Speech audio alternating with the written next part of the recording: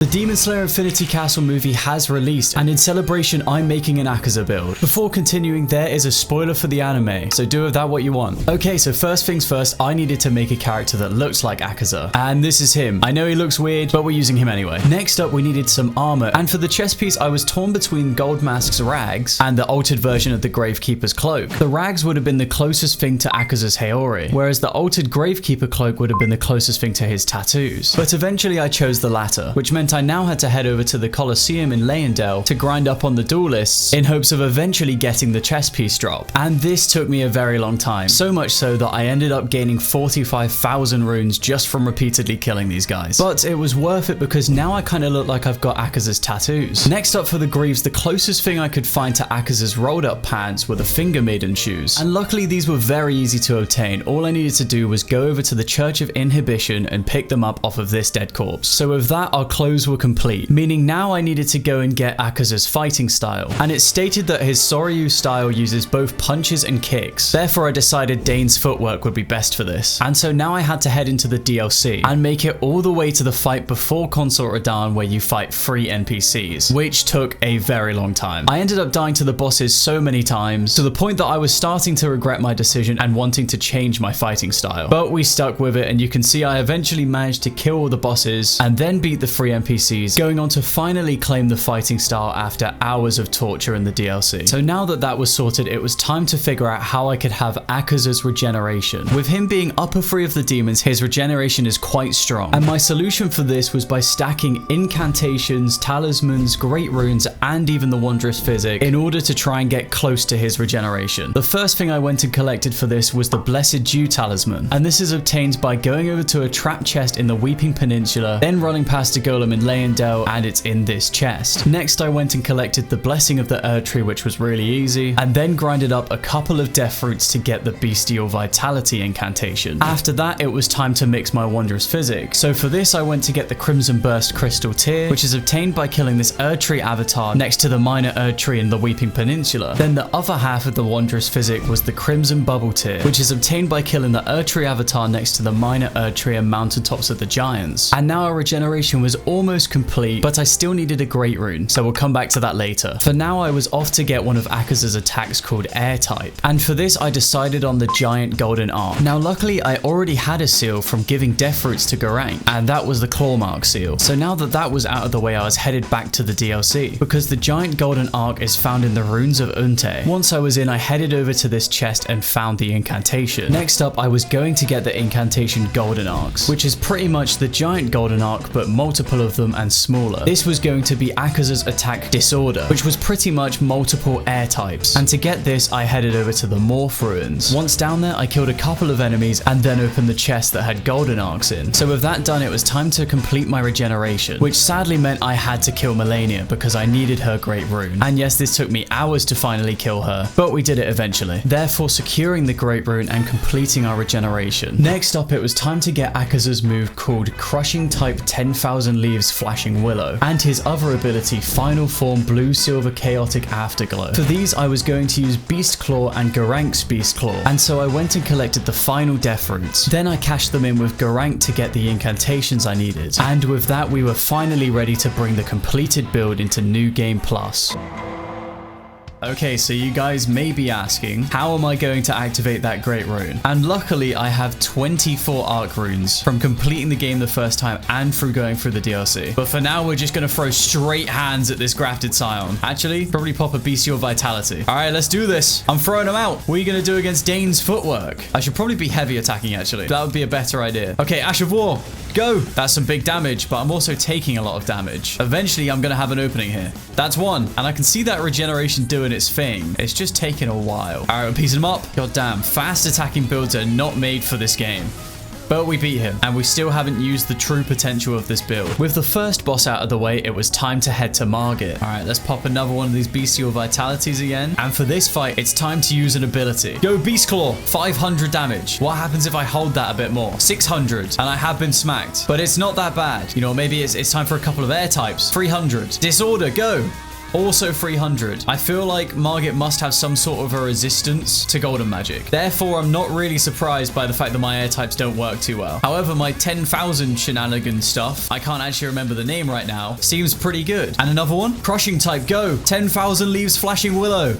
Big damage. Now we just got to back up for a second, get our mana up. I may have regeneration, but I don't have FP regeneration. Oh, my bestial vitality's come off. That means it's time to use the wondrous physic. And I think this has better regeneration than bestial vitality. We're pulling out all the stops here. I mean, this is what a demon would do. Use everything to your advantage. This crushing type move definitely seems like my best attack, especially if I just hold it while he's running at me. But for this last bit, I'm just going to blitz him up. What are you going to do when Akaza's just wailing on you like that? Doesn't matter what damage we take here because we've won. So I think what I'm realizing about this build, it doesn't do a lot of damage, but it's definitely quite tanky. And the other good thing about this build is we have a good variation. Plus with the Crimson Bubble tier, we have a safety net. And in this fight, I'm going to start introducing disorder. Although it's not doing as much damage as I was hoping for. But we are still completely ruining Godric right now. This guy's just too easy. He can't beat us, even with less damage than usual. Try it, Godric. Try it. This is just a window where I can just keep attacking over and over. Okay, we do have to run back from this one though. Also, I think I'm going to save my Great Rune for more difficult fights, because I do have a finite amount of rune arcs. So for these easy bosses, I'm definitely going to hold on to them. And we don't want to use all of our moves too early. But that's Godric down. After only showing half of our potential and ruining Godric, it was time to go to Raya Lucaria. Okay, before we go in, I'm going to use this wondrous physic because I fear this might be a difficult fight for me. Normally, you can stat check this guy with damage, but we don't quite have a lot of damage. Therefore, we're going to have to play this a little safer. However, with our quick attacks, we can keep up with the momentum here and switch up our tactics quite easily. Although I do need to heal now. Our regeneration isn't quite Akaza level. We did the best we could. You know what? I think it's time to use some air types. Go air type. Spam them out. What are you going to do? Akaza's just got shockwaves like that. Another air type. You never win this one, Red Wolf of Radagon. Not against upper 3. Okay, we're doing pretty good. I would have thought that we'd find things a bit harder with this amount of damage, but we seem to be doing pretty good. And I think this build is going to thrive in this next fight. First up though, I'm going to pop myself a bestial vitality and we're going in. Moongrum, you have got no chance against this build.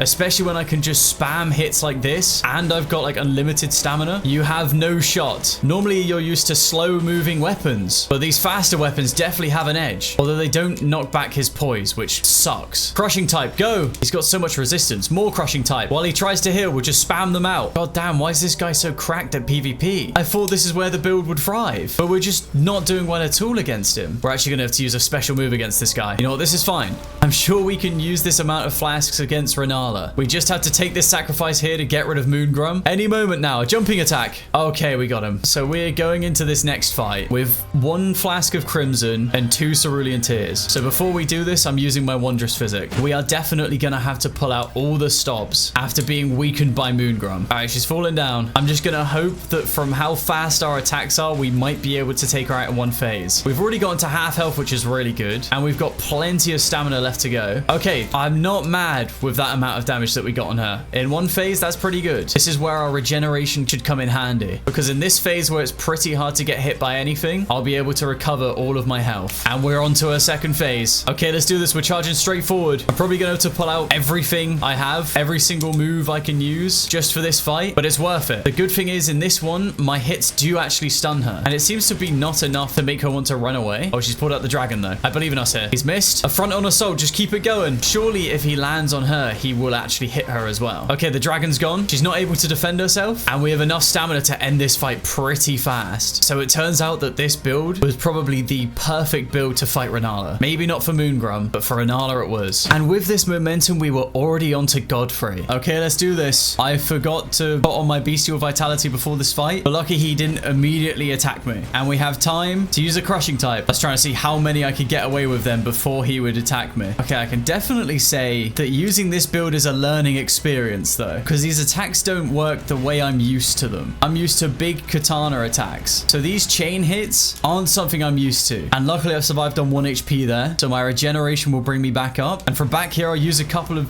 crushing types. As long as I just keep him at bay and use a couple of these, we can regenerate. See, the thing is, I'm used to this guy's attacks, but I'm not used to fighting him with fast weapons. So now I'm having to learn a whole new rhythm here. However, we seem to be adapting. Okay, I'm going to take this time to use some more crushing crushing types. And another one. Our regeneration is only just keeping us alive here while I learn. Another crushing type. We're almost to the end of the fight. I've ran out of FP though. I think crushing types are definitely our best option here. And another one. Okay, one more and he's gone. Here it is. He's calmed down. Let's do it. And he's gone. Okay, that fight was really close. So I think from now on, we're going to have to start using Malenia's Great Rune. Okay, let's do it. Great Rune applied. Then the Wondrous Physic, and now we're going in. Let's see how we do. See, what I found out recently is that my Bestial Vitality and my Blessing of the Erdtree don't actually stack on top of what I already have right now. Therefore, we're just going to have to do the best with what we have, and we'll use our incantations to reapply my healing. Okay, get back. So far, we started this fight pretty well. Let's hope we don't ruin that. I'm not really certain if there's going to be a chance to... Oh, wait, I got to get in there. Attack. That was so close. Okay, each time I take damage, I can get it back by attacking him. So I just need to be fast enough to recover my health. All right, follow him along. He's knocked into his next phase. Hopefully, I should be able to get back and maybe pop a Garank's Beast Claw.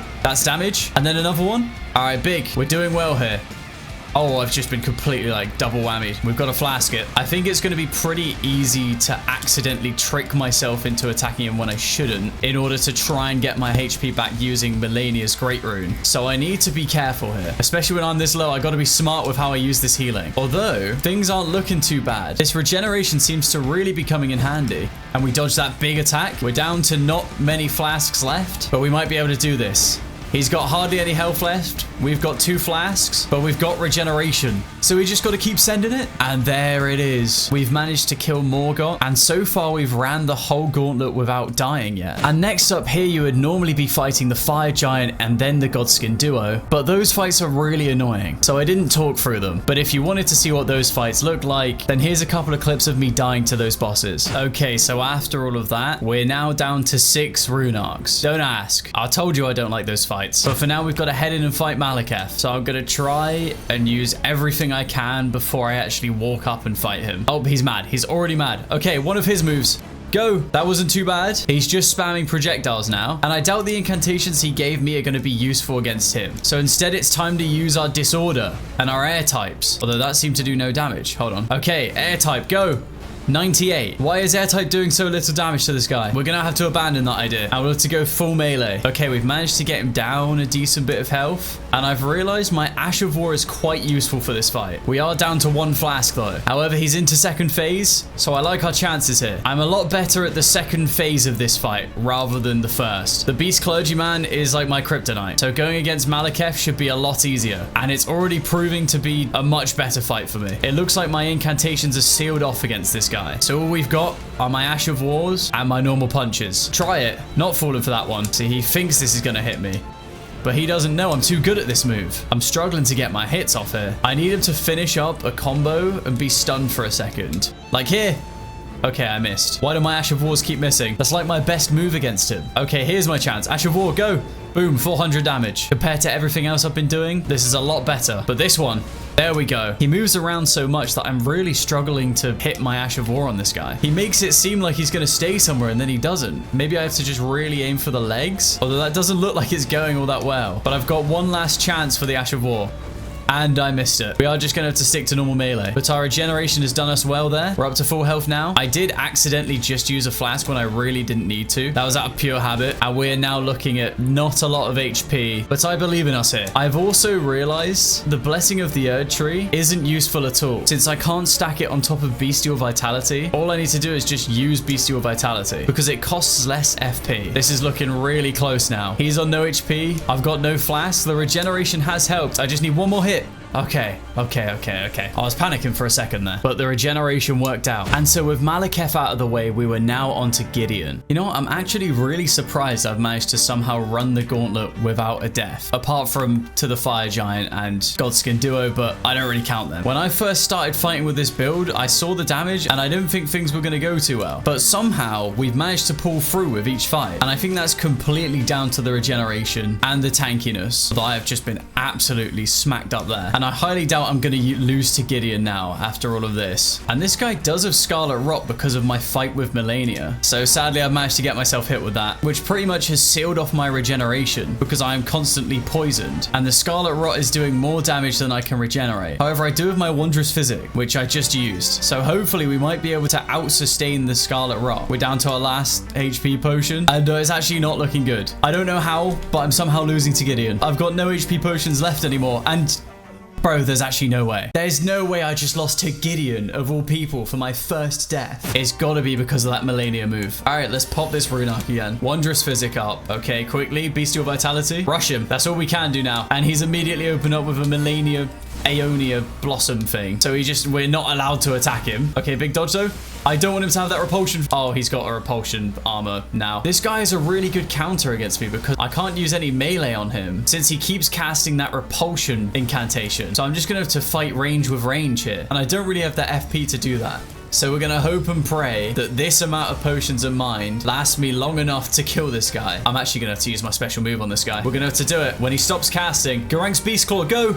Before he uses a move. I don't know how he's managing to do it. Why is it Gideon that's Akaza's greatest threat? Are you joking? This is genuinely such a cruel joke. I can't believe this. More Beast Claws. I need to just attack from range. That's the only way I can beat him here. And another one. He's ran out of flasks. He's got no more regen. As long as I spam these out, please. We actually have a chance here. I've got one potion left. He's got not much health left at all. We've almost got him. We've almost got him. One more incantation. Just dodge into it. Oh, he dodged over it. Another. Okay, and he's gone. I am so glad. I did not want to take a second death to that clown. But I guess the joke's on me because the clown did kill me. And with that embarrassing fight out of the way, I was on to Godfrey. Okay, let's do the usual Wondrous Physic before we go in. I forgot my Bestial Vitality again. Hopefully I can get this off before he hits me. He missed. All right, for this first phase, I think this is going to be pretty easy because it's just like the Godfrey Shade fight. And I'm pretty good at that. So we just got to absolutely lock in here, get some attacks off. I don't want to waste my Crimson Bubble Tier too early. So we really need to make it to this second phase without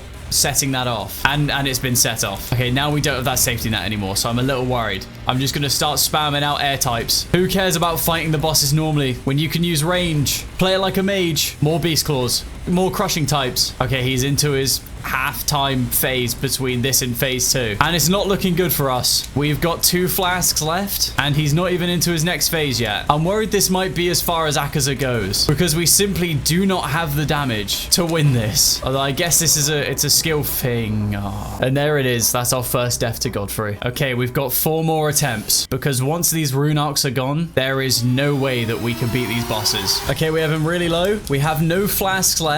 I don't really want to risk flasking for the Cerulean Tears. Oh, and yeah, that's another death. And in the next run, I also died. But with 2 rune arcs to go, I finally had this run. All right, rune arc on. We've got 1 left. Wondrous Physic up. Bestial Vitality as usual. Let's do this. I'm going to just spam a bunch of incantations early doors. They managed to hit him midair, which is great. We're just going to stay back and use these because in the Hoarah Loux phase, I didn't really have much of an opportunity to use incantations. So we're going to abuse them here and try and preserve our health. And then we do a Beast Claw. Okay, that's our first flask down. More air types. Eventually, we'll have hit all of the damage we can do before we run out of flasks. If we can keep up this pattern, that's fine. Oh, he's knocked. Wait, I need to run up and take the crit. Okay, we got it. We got it. That's the first time he has been knocked done while I've been doing this fight with him. So I'm very glad something has changed. The tactic has helped. Just more air types. That's what we need. Any second now, surely. Okay, this is big. This is big. We're going into this with 5 flasks left. Okay, run. We have a chance here.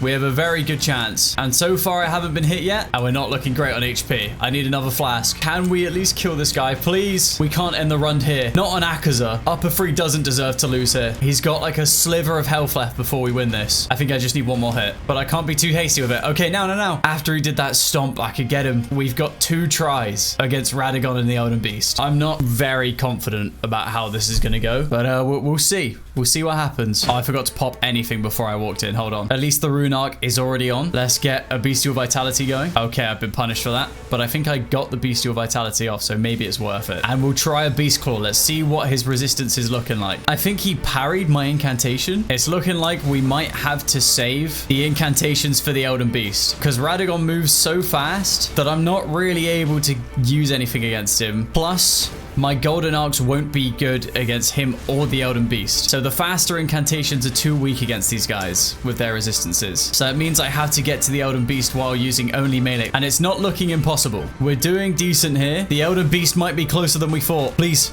don't get me with that. Okay, big. One more hit. One after. I managed to kill him before his move registered as an attack, or else I probably would have died there. And we're going into the Elden Beast fight with 2 flasks. But there has been a world where I've managed to do this before. And since he's a slow-moving opponent, I should be able to use Gerank's Beast Claw here, which does the most damage out of all of my attacks. So every opportunity I get to use this move, I'm going to take it. I've ran out of FP though. Hold on. We'll have to do a normal Beast Claw for a second. Okay, and we're down to 2 Cerulean Flasks left. But we can avoid this attack and then run in and get Gerank's. Final form, keep going. And then another final form. And another. We're just spamming him out. I managed to get a very quick kick on him while he was diving through the water then. Okay, I can deal with this move. We just got to run out. I think for a second I'm going to use a bit of melee because I know that I don't have enough FP to use final forms for the entire fight. Therefore, I have to do something with melee here. And luckily, since he's so slow moving, I can actually attack this guy multiple times, which is a big plus compared to like every boss fight we've done before. All right, final form and another. That's knocked him. That stunned him. It staggered him. Take the crit. Take the crit. Let's do it. Okay, not insane damage, but we take those. Luckily, with this move set, we have to get so close to him that a lot of his attacks do not actually reach me because I am underneath his belly. Is this actually an Elden Beast perfect run? Although not fully perfect. I have been hit a couple of times, but the regeneration has dealt with that. Time for final forms. That's a big move that he's just used. More final forms. Can I get another before he goes anywhere? I think we can now finish this only using incantations. Luckily, because these moves are also big and clunky when I am in range, they're pretty easy to dodge because they're very easy to see coming. It does make things difficult to see on the screen. I can say that for certain. Okay, he's used a big attack again. Another final form, a kick. I think this is the last hit I have to get off. I just need him to finish that combo. When's he gonna finish? That was the last hit, surely. Final form, blue silver chaotic afterglow. And we've taken him out. We finished the fight with probably our best move. And we still had one more attempt left with that rune arc as well. But honestly, I'm glad it's over. But this is the build. Here's the stats. I'm sure this could be optimized way better because my build did not feel great. Here's the loadout: Dane's footwork, Clawmark seal, Gravekeeper cloak altered, Finger Maiden shoes, Blessed Dew talisman, Marika's sword seal, Faithful's canvas talisman, Radagon icon, and my flask of wondrous physic. You can tell from looking at that this build leans more towards the incantations than my melee, but I'm sure this could also go the other way. Final thoughts on the build: didn't enjoy it. I felt like I was doing no damage the entire time, especially compared to builds that I've done in the past with katanas. But anyway, thank you for watching. See ya.